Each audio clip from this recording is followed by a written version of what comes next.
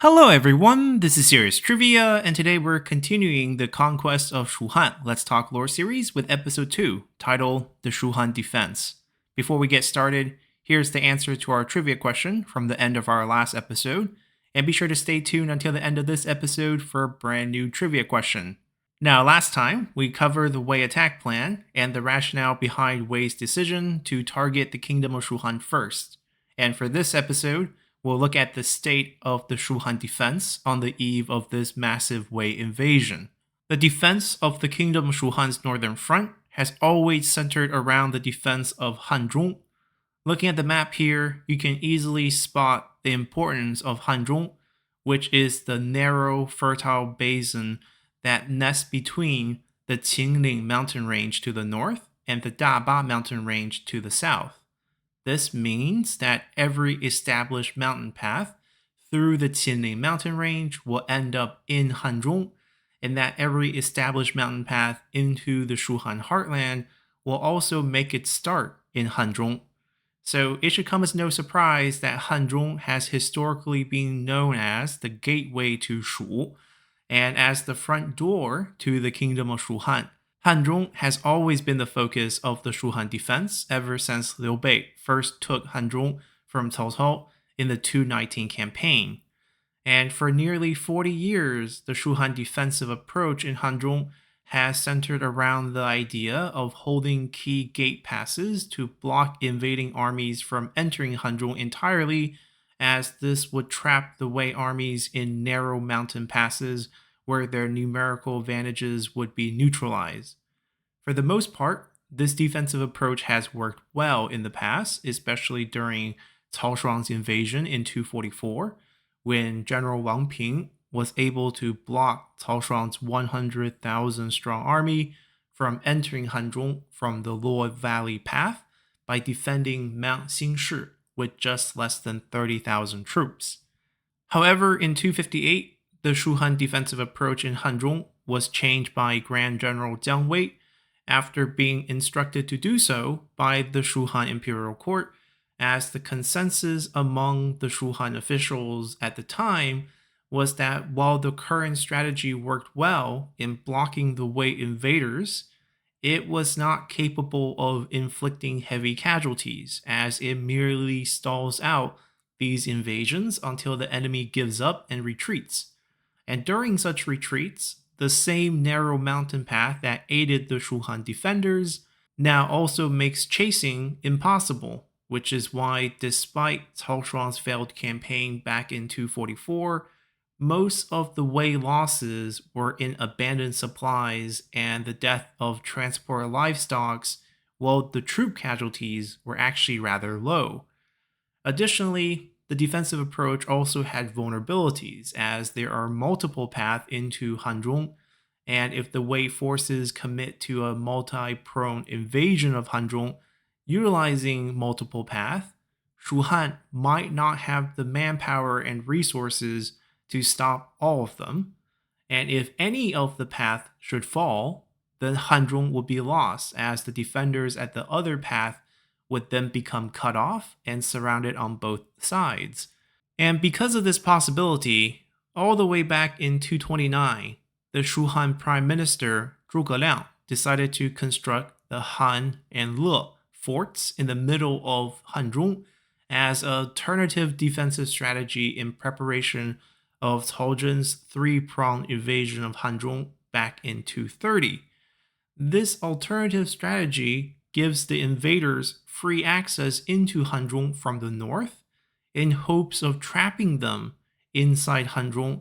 as unlike the numerous paths that are available to enter Hanzhong from the north, there is only one convenient path out of Hanzhong in the south that leads directly to the Shu Han capital of Chengdu.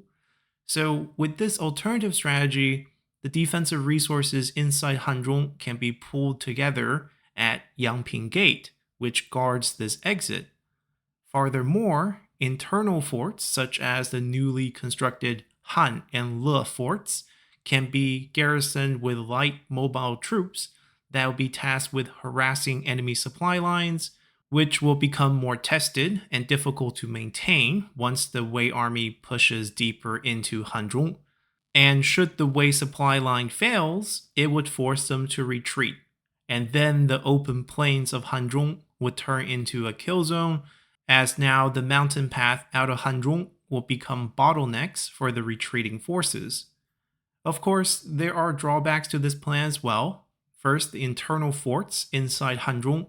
must have ample time to prepare, as one of the key conditions for this strategy to work is the complete collection or destruction of all food supplies inside Hanzhong prior to the arrival of the Wei invaders, or else the stored food or growing crops on the field will become resupply stations for these invading armies.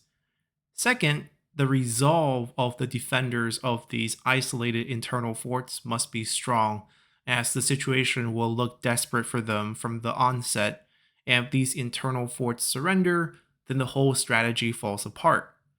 Now, luckily, Zhuge Liang never had to use this strategy in 230, as heavy rain would trap Cao Zhen's army inside the Ziwu mountain path, and Cao Zhen's delay meant that Zhang He's army would arrive first, alone into Hanzhong, directly into Wei Yan's waiting ambush, and with Zhang He beaten back, and Cao Zhen's army still barely able to make progress inside the mountain path, the entire campaign would be called back by the Wei imperial court. However, this concept of Zhuge Liang's defense of Hanzhong remained, and 28 years later, Jiang Wei would re-implement it in Hanzhong, as by now, in addition to the Han and Le forts, there were also 7 newly constructed internal forts in Xi'an, Jianwei, Wuwei, Shimen, Wucheng, Jianchang, Linyuan that can now farther push this strategy forward. Jiang Wei would also order the commanding general of Hanzhong in Huji to relocate his army back to Hanshou, which is behind Yangping Gate, as a reserve force,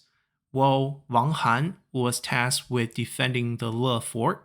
and Jiang Bin was assigned to defend the Han fort, which was 2 of the largest and more fortified forts inside Hanzhong.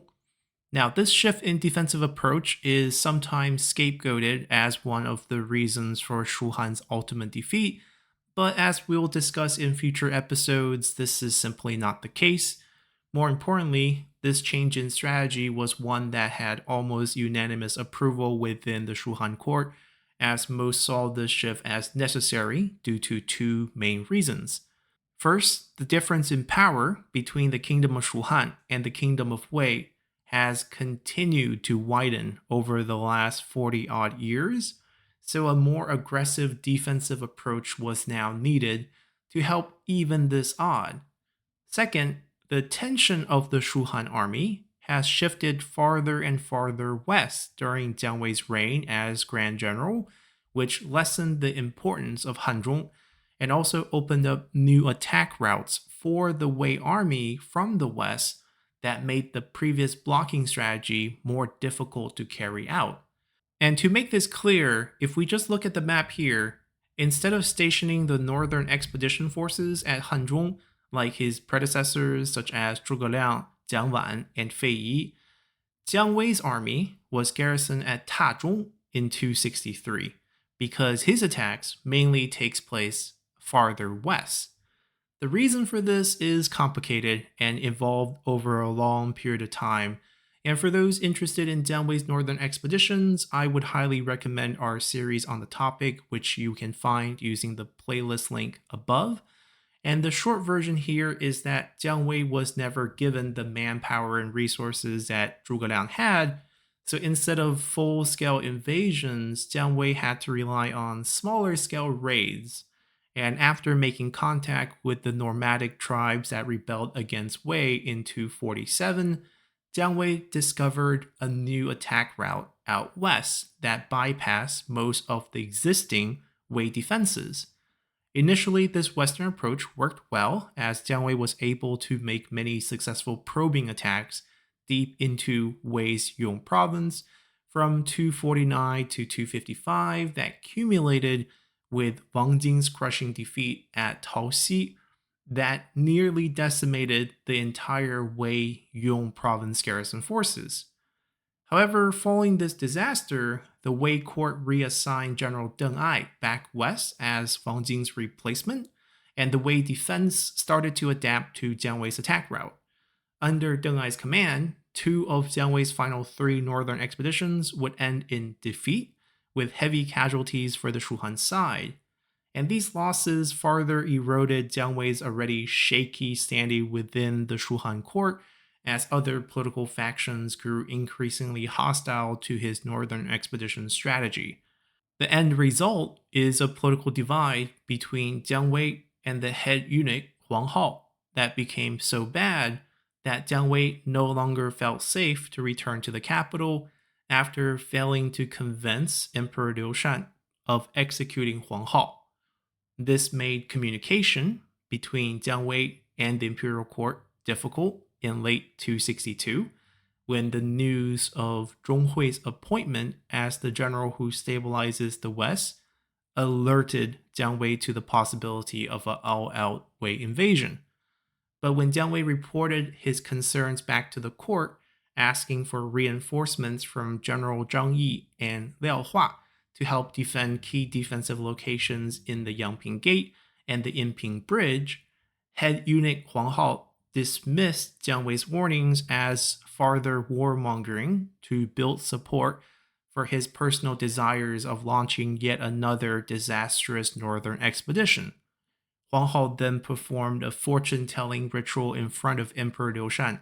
to further confirm his belief that the Wei forces would never launch an all-out invasion, and thus Jiang Wei's report never ended up making it to the Shu Han imperial court, as no other official would even see this report.